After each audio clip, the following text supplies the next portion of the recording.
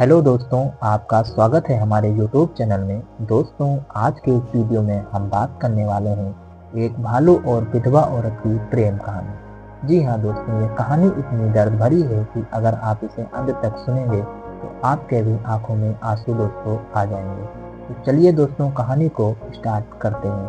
लेकिन दोस्तों, उससे पहले एक छोटी सी रिक्वेस्ट है, अगर अभी तक आपने हमारे चैनल को सब्सक्राइब नहीं किया है तो प्लीज़ दोस्तों हमारे चैनल को ज़रूर सब्सक्राइब कर लीजिए।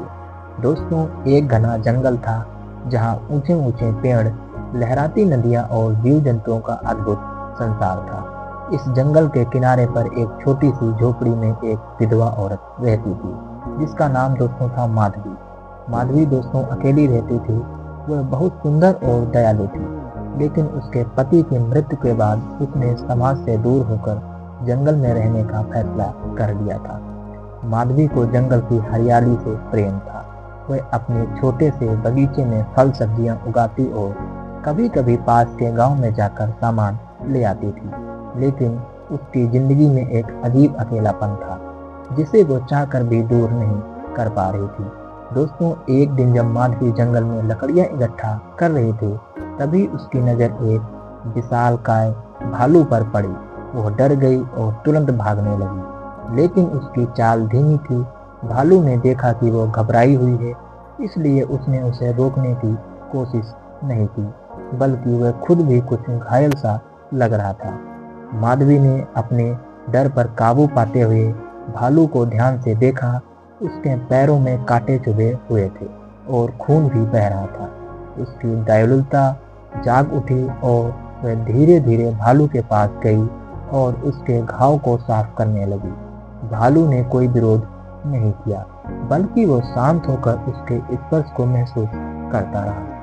उस दिन के बाद भालू माधवी के घर के आसपास अक्सर दिखने लगा। वह कभी उसके बगीचे में आकर बैठता, कभी झोपड़ी के पास खड़ा रहता। माधवी को भी अब भालू से डर नहीं लगता था, बल्कि उसे लगने लगा कि भालू उसकी अकेलेपन की तकलीफ को समझता है। कुछ महीनों में माधवी और भालू के बीच एक अनोखा रिश्ता बन गया था। भालू कभी कभी जंगल से फल तोड़कर लाता और माधवी को देता, और बदले में माधवी उसे मीठी गुड़ की रोटी खिलाती।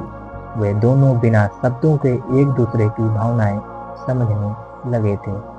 एक दिन गांव के कुछ लोग माधवी के घर आए और उसे डराने लगे, "तू जंगल में अकेली रहती है और अब तेरा संग भी एक भालू भी आ गया है, ये ठीक नहीं है।" माधवी ने कोई जवाब नहीं दिया, लेकिन उस दिन उसे एहसास हुआ कि समाज उसकी इस अनोखी दोस्ती को नहीं समझ पाएगा। दोस्तों, कुछ समय बाद गांव के लोगों को यह पता चला कि जो माधवी है वो एक भालू के साथ रहती है, और वो डर गए कि भालू कहीं हम पर हमला ना कर दे। उन्होंने मिलकर भालू को मारने की योजना बनाई। एक रात जब माधवी अपनी झोपड़ी में थी, तभी उसे भालू की दर्द भरी दहाड़ सुनाई दी। वह भागकर बाहर आई तो देखा कि कुछ गांव वालों ने भालू को घेर लिया था और उस पर भालों और आग से हमला कर रहे थे। दोस्तों, माधवी चिल्लाई, "रुको, इसे मत मारो, ये मुझे कोई नुकसान नहीं पहुंचाता है।" लेकिन गांव वाले नहीं रुके। भालू ने माधवी की ओर देखा। उसकी आंखों में दर्द और प्यार दोनों थे।